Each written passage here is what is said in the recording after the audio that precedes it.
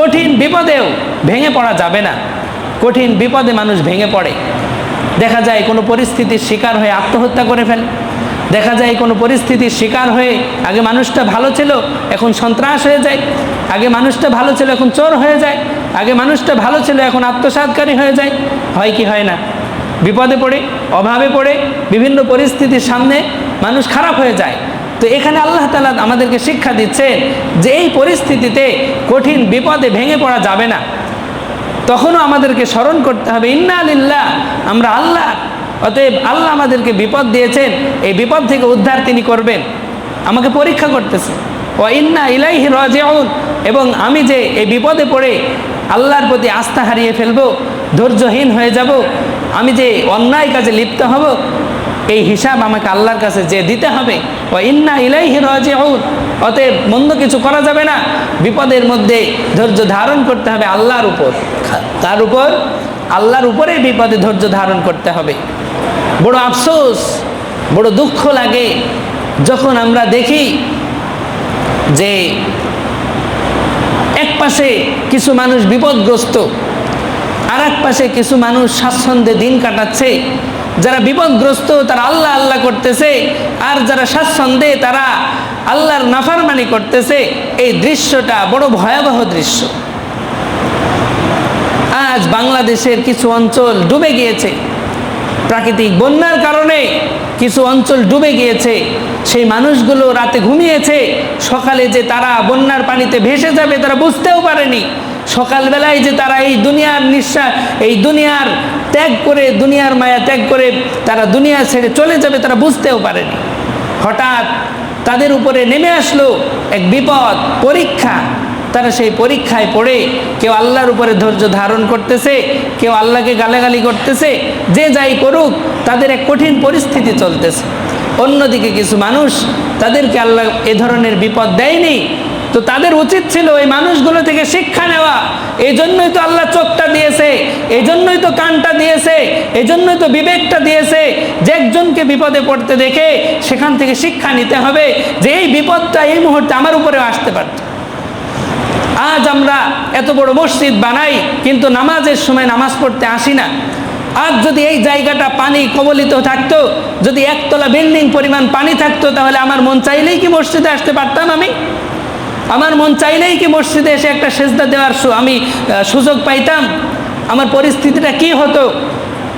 পানিতে ভেসে বেড়াতে হতো, তখন আল্লাহ আল্লাহ করতাম, কিন্তু নামাজ পড়ার সময় সুযোগ আমার হতো না। এই যে আমরা সুযোগটা পাচ্ছি, আমাদেরকে যে আল্লাহ এ ধরনের কঠিন বিপদ দেয়নি, এর শুকরিয়া কি?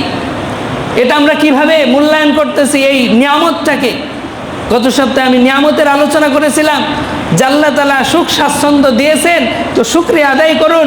যদি শুকরিয়া আদায় না করেন, তো আল্লাহ তাআলা এই নিয়ামতকে ছিনিয়ে নিতে 1 সেকেন্ড সময় আল্লাহর লাগবে না। লাগবে নাকি? লাগবে না। যেই মানুষগুলোর এলাকা ডুবে গিয়েছে, তারা ভাবেওনি যে হঠাৎ করে তাদের এই ধরনের পরিস্থিতির মুখোমুখি হতে হবে। আমি আর আপনি এই যে স্বাচ্ছন্দ্যে জীবনযাপন করতেছি, আমরাও ভাবিনি, কিন্তু বিপদ বলে আসে না। একজন মোটরসাইকেল চড়ে যাচ্ছে, গতি বেশি করে দিয়েছে, হঠাৎ করেই অ্যাক্সিডেন্ট হতে পারে কি পারে না? হতে পারে। তো তার জীবন শেষ। তার জীবনের পিছনের হিসাব সে মিটিয়েছে। তার জীবনকে সে কখনো হিসাব করেছে যে আমার এত বয়স হয়ে গেল, আমার নামাজের কি অবস্থা, আমার ধার্মিকতার কি অবস্থা, আমার ভিতরে ন্যায় ইনসাফের কি অবস্থা, আমার কাছে মানুষের কোনো পাওনা আছে কিনা, আমি কি মানুষের সম্পদ আত্মসাৎ করেছি কিনা, মানুষকে কষ্ট দিয়েছি কিনা, কারো উপরে জুলুম করেছে কিনা। অ্যাক্সিডেন্টের পরে এইগুলো ভাবার সময় সে নাও পাইতে পারে। কথা বলেন ঠিক কিনা? নাও পাইতে পারে। তাহলে এগুলো তো ভাবতে হবে বিপদ আসার আগেই। বিপদ আসার আগেই যারা ভাববে তারাই হলো প্রকৃত জ্ঞানী। এই জন্য আল্লাহ তাআলা বলেন, ইন্না ফি যালিকা লাইবরাতুল লিউলিল আলবাব। পৃথিবীর প্রত্যেকটা বিষয়ের মধ্যে নিদর্শন রয়েছে যারা জ্ঞানী ব্যক্তি তাদের জন্য। একজন জ্ঞানী ব্যক্তি রাত দিনের পরিবর্তনের মধ্যেই নিদর্শন দেখতে পাই যে গোটা জগৎকে কেউ অন্ধকার করতেছে, কেউ আলো দিতেছে, তিনি আল্লাহ, বিশাল ক্ষমতার মালিক। তিনি কাউকে বিপদে ফেলতেছেন, কাউকে বিপদ থেকে উদ্ধার করতেছেন। এই শিক্ষাগুলো প্রত্যেকটা নিদর্শনের মধ্যে রয়েছে কাদের জন্য? যারা জ্ঞানী। শুধু বুদ্ধিজীবী হইলেই হবে না, যারা এগুলো নিয়ে বোঝার চেষ্টা করবে তারাই প্রকৃত জ্ঞানী। এখান থেকে শিক্ষা নিবে যে আল্লাহ তাআলা পূর্ববর্তী বিভিন্ন জাতিকে আল্লাহ তাআলা বিভিন্ন পরীক্ষা দিয়েছেন, বিভিন্নভাবে শাস্তি দিয়েছেন।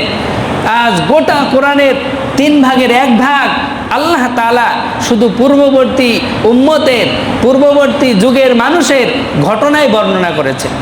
আল্লাহ তাআলা মূসা ফেরাউনের ঘটনা বর্ণনা করেছেন, আল্লাহ তাআলা ইব্রাহিম নমরুদের ঘটনা বর্ণনা করেছেন, আল্লাহ তাআলা সাবা সম্প্রদায়ের ঘটনা বর্ণনা করেছেন, আল্লাহ তাআলা আদ জাতির ঘটনা বর্ণনা করেছেন, হুদ আলাইহিস সালামের ঘটনা বর্ণনা করেছেন, সালেহ আলাইহিস সালামের ঘটনা বর্ণনা করেছেন, নূহ আলাইহিস সালামের ঘটনা বর্ণনা করেছেন। যে এইগুলো সবাই নবী, তারাও পৃথিবীতে এসে আল্লাহর দিকে মানুষকে দাওয়াত দিত, কিন্তু তাদের সম্প্রদায় তাদের সেই নবীদের দাওয়াতকে উপেক্ষা করত, প্রত্যাখ্যান করত। তো তাদের উপরে এই প্রত্যাখ্যানের কারণে আল্লাহর শাস্তি কি এসেছিল? 3 ভাগের 1 ভাগ শুধু এই আলোচনা যে তারা নবীদের বিরোধিতা করার কারণে তাদের উপরে কি শাস্তি আসলো, তারা আল্লাহর হুকুম লঙ্ঘন করার কারণে তাদের উপরে কি আযাব আসলো। এগুলো তারা আল্লাহ তাআলা আমাদের জন্য কোরআনে নাজিল করেছেন, যাতে করে আমরা জ্ঞানী হয়ে কোরআন বুঝে সে অনুযায়ী আমল করতে পারি এবং এই আগত শাস্তি থেকে বাঁচতে পারি। তার কারণ আমরা এত বেশি সম্মানের হয়ে যাইনি যে আমাদের উপরে কোনো আযাব আসবে না। কেউ যদি নূহ আলাইহিস সালামের সাথে বেয়াদবি করার কারণে তার সেই জামানার আল্লাহর পক্ষের বিধানকে লঙ্ঘন করার তার উপরে আযাব আসে, তাহলে এখন কোরআনের আদেশ লঙ্ঘন করার কারণেও তো আযাব আসতে পারে এবং আসে। আল্লাহ রাব্বুল আলামিন বলেন, ওয়ালা নুযীকান্নাহুম মিনাল আযাবিল আদনা দুনাল আযাবিল আকবার লাআল্লাহুম ইয়ারজিউন। এই দুনিয়াতে বড় আযাবের পূর্বে ছোট ছোট আযাব দিয়ে আমি মানুষকে এই আযাবের স্বাদ আস্বাদন করাই। ওয়াবালাউনাহুম বিল হাসানাতি ওয়াস সাইয়্যাতি লাআল্লাহুম ইয়ারজিউন। আল্লাহ বলেন, আমি ভালো মন্দ দিয়ে মানুষকে পরীক্ষা করি, লাআল্লাহুম ইয়ারজিউন, যাতে করে তারা আমার দিকে ফিরে আসে, যাতে করে তারা আমার দিকে ফিরে আসে। আল্লাহ বলেন, আমি এই মানুষকে বিভিন্ন সময় পরীক্ষা করি। ওয়ালানাবলুওয়ান্নাকুম বিশাইইম মিনাল খাউফি ওয়াল জু'i ওয়া নাকসিম মিনাল আমওয়ালি ওয়াল আনফুসি ওয়াত তামারাত, যে অবশ্যই এই মানুষকে আমি পরীক্ষা করব। বিনাকসিম মিনাল আমওয়াল বিশাইইম মিনাল খাউফ, কিছু ভয় ভীতি দ্বারা। কখনো ভয় ভীতি দ্বারা যে কোরআনের কথা বললে তার জন্য শাস্তি রয়েছে, কোরআনের বিধান মানলে তার উপরে শাস্তি রয়েছে, কোরআনের বিধান প্রতিষ্ঠার কথা বললে তার শাস্তি আছে। এরকম মুহূর্ত পৃথিবীতে আসে। তা আল্লাহ বলেন, অবশ্যই এই ঈমানদারদেরকে আমি পরীক্ষা করব বিশাইইম মিনাল খাউফ, কিছু ভয় ভীতি দ্বারা। তারা প্রতিবাদ করলেই তাদের উপরে ভয়, শঙ্কা, বিপদ তাদের উপরে আসবে। ওয়াল জু', ক্ষুধা দ্বারাও পরীক্ষা করি। আজ পৃথিবীর বিভিন্ন প্রান্তে আমরা দেখতে পাচ্ছি বহু মুসলিম জাতি তারা ভয় এবং ক্ষুধা এই দুইটায় আক্রান্ত হয়ে আছে।